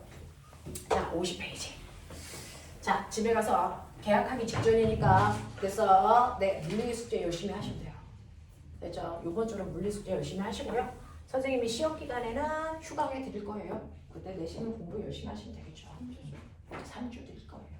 근데 되게 황당한 게 중학교 1학기 중간고사 했더니 시험 보는 과목이 많아봤자 2-3개 아닌가? 쌤 신서준 그 2학기 때 그 중간이랑 기말 다 봤네요. 그래가지고 자유학기제로 바뀌었는데 다 봐야죠. 늙은 언니들은 안 봤는데 이게 또 젊은 애기들은 꼭 1학년 때 시험을 본대요. 뭐 그런 거죠. 와 나이 많아서 다행이다. 자 언니들이 아무도 너를 위로하지 않는다. 다행이다라는 생각밖에 안 한다. 자 그럼 볼게요. 50페이지에 다이오드라고 하는 게 있는데 여기까지만 하고 끊을게요. 됐죠? 그러면 우리가 이제부터 해야 되는 거 와! 반도체! 우리나라가 제일 잘 만든다는 반도체에 대해서 해보자! 이런 얘기죠. 반도체의 구조적 특징은 봤어요. 됐죠? 그러나 이게 반도체야. 반도체 주로 만들 때 실리콘 써. 규소. 됐어? 근데 규소가 14쪽이야. 그럼 꼬내가 실제로 18쪽을 뺀 나머지는 안정적이야 불안전해? 불안전한 상태는 존재할 수가 없어. 안전한 상태로 바뀌어야 돼. 18쪽과 같은 전자배치를 갖는 아이만 존재할 수 있어. 그러면 14쪽이 나니까 18쪽이 되려면 어떻게 해야 되니? 다른 수가 무조건 뭐 해야 된다? 결합. 맞죠? 결합하는 방법에는 공유결합과 이온결합이라는 방법이 있지만 됐어. 실제로 이렇게 불안전한 모든 아이들은 어떤 식으로든지 결합해서 18쪽과 같은 전자배치를 가져야만 존재할 수 있어요. 알겠습니까? 그러면 규소요. 14족이라고요. 최외곽의 전자 몇 개 있을까요? 14족이기 때문에 최외곽의 전자는 4개 있습니다. 근데 실제로 전자를 몇 개 채워야 완벽할까요? 8개. 됐어. 그래서 18족이라고 하는 14족, 18족. 됐어. 네. 자, 자기 족보의 일자리 숫자가 최외곽에 있는 전자수입니다. 됐죠? 그래서 14족에 있는 탄소나 규소는 최외곽에 4개 있어서 불안정하다. 18족화 돼야 된다. 8개 가져야 완벽하다. 이런 뜻이에요. 그렇죠? 그러면 8개를 갖기 위해서는 4개를 얻어야 되네요. 됐죠? 네, 그 4개를 얻는 방법은 주변에 있는 또 다른 규소와 전자를 하나씩 같이 쓰는 공유 결합합니다.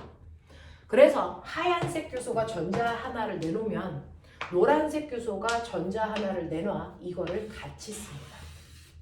그래서 이걸 공유 결합이라고 하죠. 됐죠? 이 공유 결합은 비금속과 비금속 사이에서 일어나는 결합입니다. 규소는 비금속입니다. 그래서 공유 결합합니다. 그러면 그 밑에 또 다른 규소가 여길 채워줘야죠. 자, 여기에도 또 다른 규소가 전자를 공유합니다. 여기도 또 다른 규소의 전자를 같이 공유합니다. 이렇게 되면 우리의 하얀색 규소는 어떻게 됐습니까? 무려 전자가 몇 개 됩니까? 8개. 그래서 완벽해집니다. 됐어. 이 짓을 각각의 규소들이 합니다. 그러니까 이 옆에 있는 노란색 규소도 원래 자기 전자 4개 있었어요. 완벽해지려고 여기는 하얀색 규소랑 공유결합했죠. 그러면 나머지도 완벽해져야 되니까 나머지에 또 다른 규소들을 이렇게 달아요. 그래서 각각 8개의 전자, 8개를 옥타라고 하죠. 그래서 옥텟 규칙을 만족하려고 결합을 합니다. 됐죠? 8개의 전자를 채우려는 결합을 한단 말이죠. 자, 얘도 그래요. 얘도 그렇고요. 얘도 그렇고요. 얘도 그렇습니다. 자, 그럼 언제 끝나? 이 결합이 언제 끝나요? 안 끝나죠. 무한히 반복됩니다. 이게 바로 실리콘입니다. 알겠습니까? 여러분들이 알고 있는 실리콘이라고 하는 아이가 이 형태를 띱니다. 이 형태를 똑같이 띄고 있는 게 또 누굴까요? 똑같은 14족에 있는 탄소죠. 그래서 탄소가 저렇게 무한히 또 다른 탄소들과 결합해서 만들어진 게 엄마가 제일 좋아하는 누구입니까? 다이아몬드죠. 알겠습니까? 그겁니다. 그죠? 자, 이런 식으로 해서 규소가 무한히 결합해서 실리콘이라는 게 만들어집니다. 자, 그러면 이러한 실리콘이 만들어졌을 때 꼬매가 생각해봐. 얘는요, 아무리 무한히 결합을 해도 얘는 반도체야. 도체가 아니라고. 됐죠? 그러니까 얘는요, 전기 전도도가 도체만큼 좋지는 않아. 무슨 말인지 알겠니? 그러면 얘를요, 도체만큼 전기가 잘 흐르게 만들고 싶어요. 이겁니다. 그게 기술이에요. 됐죠? 얘가 도체에 가까울 정도로 됐어? 전기 전도도를 나 뭐 시키고 싶어요? 향상시키고 싶습니다. 기술 쪽에서 어떤 기능을 향상시키는 걸 멋지게 뭐한다고 해? 어떤 기능을 향상시키는 걸 도핑한다고 해. 어떤 기능을 향상시키는 걸 도핑했다 그래. 그래서 운동선수들이 그래서 자기의 운동 기능을 불법인 약물로 향상시켰는지 확인하기 위해서 뭐 하는 거야? 도핑 테스트. 그때 그 도핑이야. 알겠어? 자, 기술학적으로 도핑이라는 건 어떤 기능을 향상시킨다는 거예요. 그래서 전기 전도도를 도핑시키기 위해서 그래서 어떻게 해야 될까라고 합니다. 자, 얘네들은 전기 전도도가 도체에 비해서 떨어지는 이유가 뭘까? 애가 너무 순진해. 한 종류의 원소로만 구성되어 있어. 너무 아이가 순수해. 아, 그래서 약간 모자란 거야.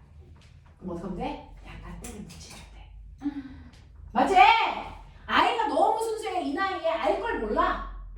그러면 너네가 야동 사이트라도 하나 갖다 주면서 아이들 사회성을 길러주면 되잖아. 이런 거 하자고. 그건 사회성을 기르는 게 아니라 사회성을 기르는 거야. 남자 아이들끼리 모여가지고 막 무슨 얘기 하는데 혼자 못 알아들어. 그게 나은 거예요. 아니, 사회성을 키워야 자식들. 남자 애들끼리 모여서 하는 말이 무슨 말일까? 얘네들은 상대성 이론을 얘기하겠지. 걔네들끼리 모여서. 그래서 친구가 없겠지. 일반적인 아이는 그렇지 않아. 그래서 그래서 사회성이 결여된 이유가 너무 순수하기 때문이라고요. 그래서 얘를 우리가 뭐라 그럽니까? 한 종류의 원소로 되어 있는 순수 반도체야. 이 순수 반도체는 전기 전도도를 높이는데 한계가 있어요.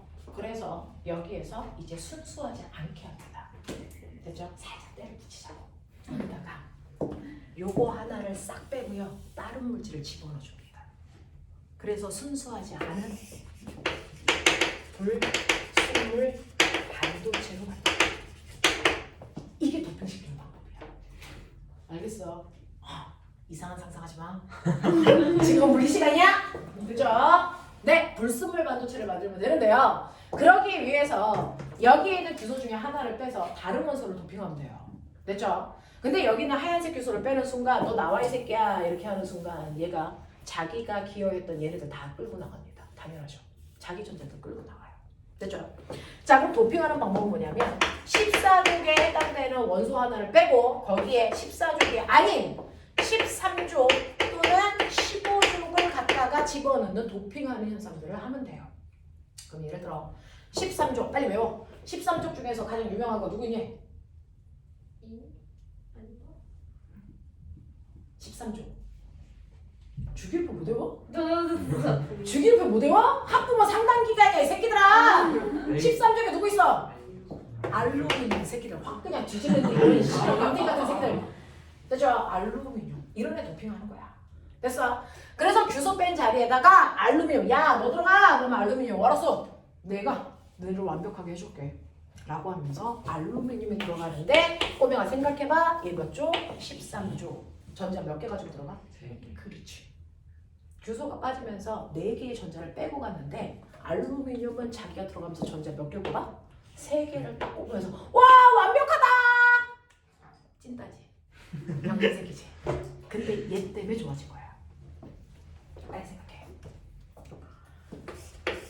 전자 뒤에 됐어. 전자가 꽉 차 있었는데 규소 빼고 알루미늄 넣으면서 한 자리가 뭐 하게 돼? 비게 돼. 와. 그러면 얘네들이 뭐가 되니? 자유전. 그러니까. 그래서 전기 전도도가 좋아지는 거야. 알겠어? 약간 때를 묻히는 게 좋아.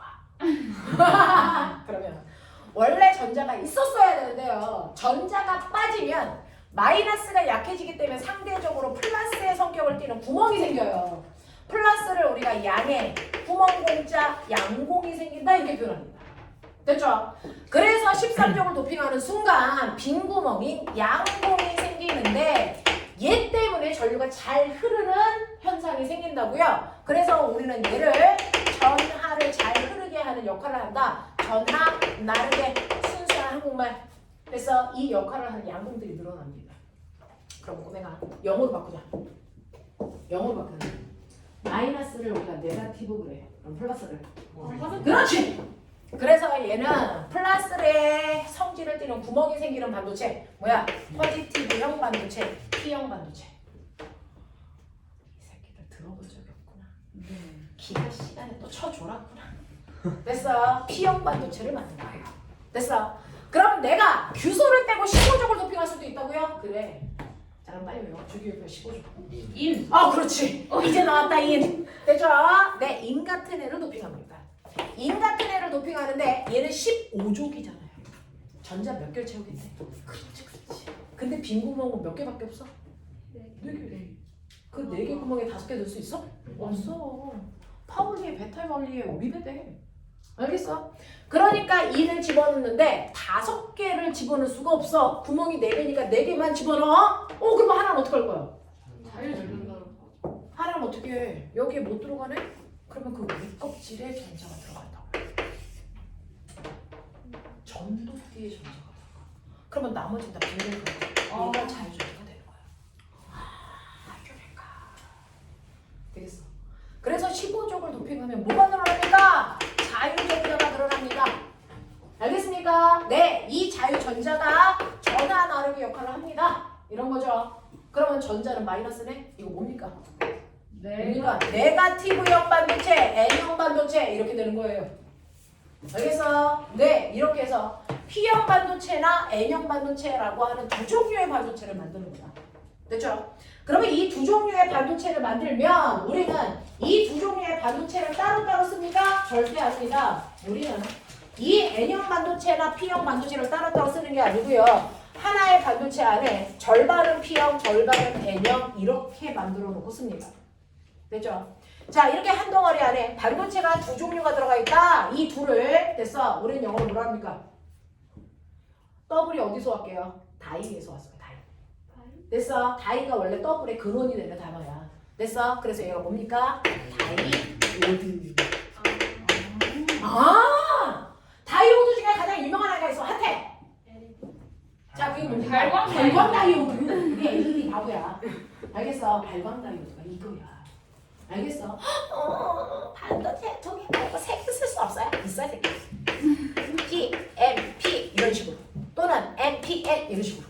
됐어? 세 개는 트라이앵글 그거잖아요. 그 트라이앵글에서 트라이가 세 개란 뜻이야. 됐어? 그래서 얘는 뭐라 그럴까? 트, 렌, 지, 스, 반도체 세 개 썼어요. 와!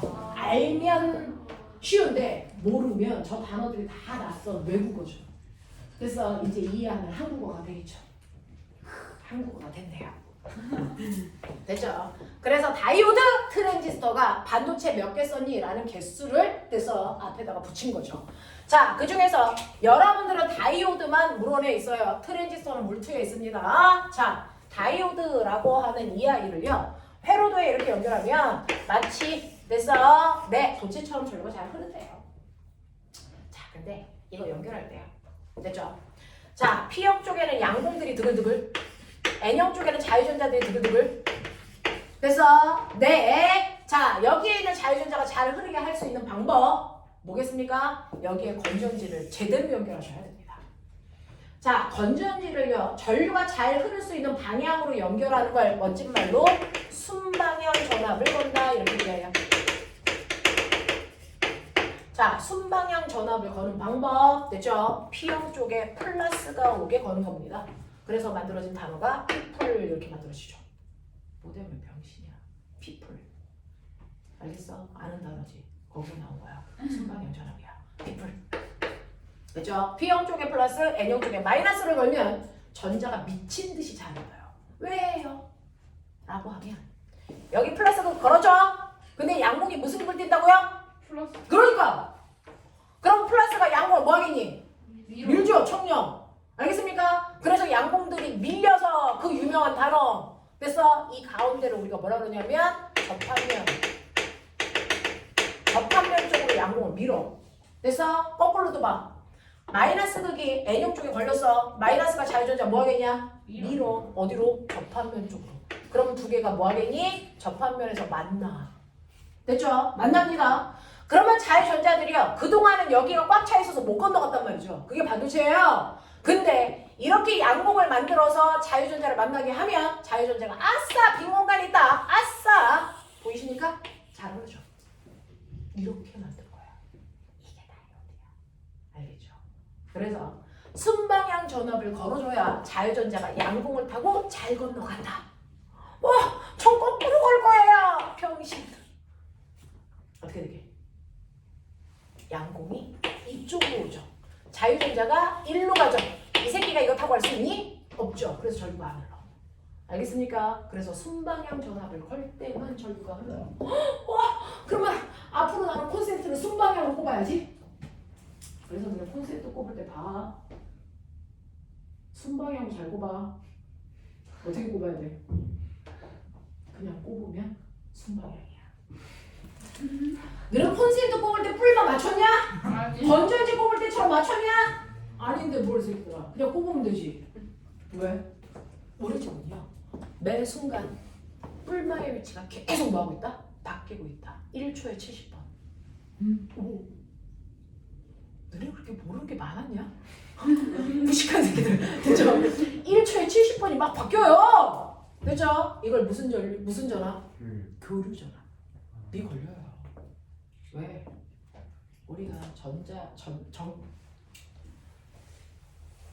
발전소에서 와 단어가 기억이 안 나. 발전소에서 전류를 만들 때 교류를 만들어서 그래요. 됐죠? 그래서 교류 전압이 걸려요. 그럼 교류 전압을 어떻게 그려요? 이걸 70번씩이야. 내가 막 바꿔서 그래요? 디즈랜드? 자 어떻게 그립니까? 교류 전압은 태극마크로 표현하시면 됩니다. 이게 교류 전압이라는 뜻이에요. 야 너네 되게 없어 보여. 그 오 좀 그만해. 태극마크로 그리면 교류 전압이야. 알겠어? 자 그래서 한 번은 순방향이 걸려. 그럴 때 전류가 이렇게 흐르지. 너네 알아? 전자가 실제로 이렇게 갔지. 이거 전자 방향이지. 그럼 전류는 어떻게 흐른다고 해야 돼? 반대. 전자와 무조건 반대 방향이니까 이렇게 전류가 흘러요. 이렇게 표현하는 거죠. 됐죠? 이거를 다시 말하면 P형 쪽에서는 전류가 가시오라는 뜻입니다. 그래서 삼각형. N형 쪽으로 오는 전자는 오지 마. 막어. 알겠습니까? 그래서 우리가 PN 접합 다이오드를 표현할 때 이 표시로 하죠. 자, 근데 이거 잘 보시면 어딘가에서 봤죠? 모든 전기 제품에 있죠. 이게 뭡니까? 플레이 버튼이죠. 한 번 누르시면요. 순방향으로 전압을 걸어줘요. 왜 전류가 흘러요? 한 번 더 누르면 일시정지 역방향으로 걸어준 거예요. 그래서 전류 못 흐르게 한 거예요. 알겠습니까? 네, 이게 바로 P형, 이게 N형을 나타내는 기호다. 남자들 호기심 많죠. 집에 있는 막 그 컴퓨터에 하드웨어 막 이런 거 분해해 보세요. 분해했다가 다시 조립하면 되지. 잘하면 되지. 아빠 출근하실 때 분해해서 퇴근하시기 전에 조립해서 원래대로 만들어놔. 그러면 되지. 그 정도 한 번씩은 해야 되는 거야. 이제 알겠어? 네. 자, 그랬을 때요. 그 전기 회로판 까면 거기 이렇게 생긴 애들이지. 외계인처럼 생겨. 네. 이게 다이오드야, 이 새끼야. 해파리 달렸어. 해파리 달렸지. 여기에 다리 2개 달렸어. 누구야? 다이오드. 다리 3개 달렸어. 트랜지스터. 알겠냐? 그 얘기야. 이제 좀 어디 가서 무슨 얘기 좀 할 수 있어. 이거 다이오드야. 이런 거. 이제 이거 다이오드 표시. 됐어. 이렇게 된단 말이야. 자, 근데 우리 집에서는 교류 전압이 걸려서요. 한 번은 순방향이에요. 순방향일 때 전류가 됐어. 이렇게 흐른다면 역방향일 때는 이렇게 거꾸로 흘러요. 됐어? 뿔마가 계속 바뀌니까. 그래서 실제로 우리 집의 전류를 그림으로 그리면 이렇습니다. 됐죠? 이게 순방향, 이게 역방향. 됐어? 이런 식으로. 그래서 우리 집은 끊임없이 전류가 교류로 흐르는 형태예요. 교류 전류예요. 근데 내가 다이오드를 연결하면 어떻습니까? 순방향이 걸릴 때만 전류가 흐르고요. 역방향이 걸리는 순간 전류가 안 흘러요. 순방향일 때만 전류를 흐르게 해주는 장치예요. 그럼 어떤 일이 발생해요? 전류가 한 방향으로만 흐른다라는 장점도 있지만 전류를 쓸 수 없는 순간도 생겨요. 전력 낭비가 생기죠. 됐죠? 이 전력 낭비를 안 하기 위해서 됐어. 다이오드를 하나가 아니고 4개를 다이아몬드 형태로 연결합니다. 와, 63페이지. 이것만 보고 지금 보여줄게. 63페이지에 11번 그림.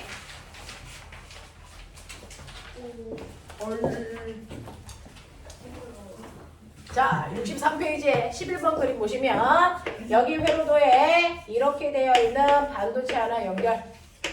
그래서 네, 이렇게 되면 아까 얘기한 것처럼 우리 집에서는 교류 전류가 이렇게 흐를 텐데 이렇게 다이오드 연결하면 순방향인 순간에만 전류가 흐른다. 맞습니까? 네. 근데 거기에 여러분들이 보고 있는 것처럼 이렇게 다이아몬드의 형태로 자 이런 식으로 반도체를 연결한다. 이렇게 연결한다. 자 이렇게 연결을 하면 됐어. 얘는요 항상 한 방향으로 전류를 언제나 다 써요. 실제로요 여기에서 이제 교류 전류가 이렇게 걸렸어요. 근데 얘가 이 방향으로 연결되어 있다. 그럼 여기가 플러스죠. 그러면 이렇게 가서요. 자 가시오 쪽으로 갈 수 있죠. 됐죠? 네, 가시오 쪽으로 갈 수 있습니다. 자, 그래서 얘를 보시면 따라 그리시면 여기가 이게 아니네요. 이 선이 이렇게 가 있네요. 이렇게 가 있네요. 됐죠? 그러면 여기에서 전류가 이렇게 옵니다. 그럼 여기서 가시오 쪽으로 가니까 이쪽으로 갈 수 있는데 이쪽으로 올 수 있냐고? 없어요. 그래서 얘가 이 방향으로 갑니다. 됐죠? 이 방향으로 갔다가 얘가 저항을 지나서 이렇게 따라옵니다. 따라왔다가 젠장할 어디 있는 거야? 여기가 전원장치가 이렇게 있고요. 얘가 어디로 연결합니까? 이렇게 가죠. 됐죠? 자 여기에서 이쪽으로도 갈 수 있고 이쪽으로도 갈 수 있는데 보면 일로 가면 나왔던 길로 도로 들어가. 플러스로 나왔다 플러스로 들어가. 안 되는 일이죠. 그러니까 여기에서 어디로 갑니까? 밑으로 이렇게 갑니다. 됐죠? 그래서 요소를 타고 이렇게 해서 마이너스로 들어가요.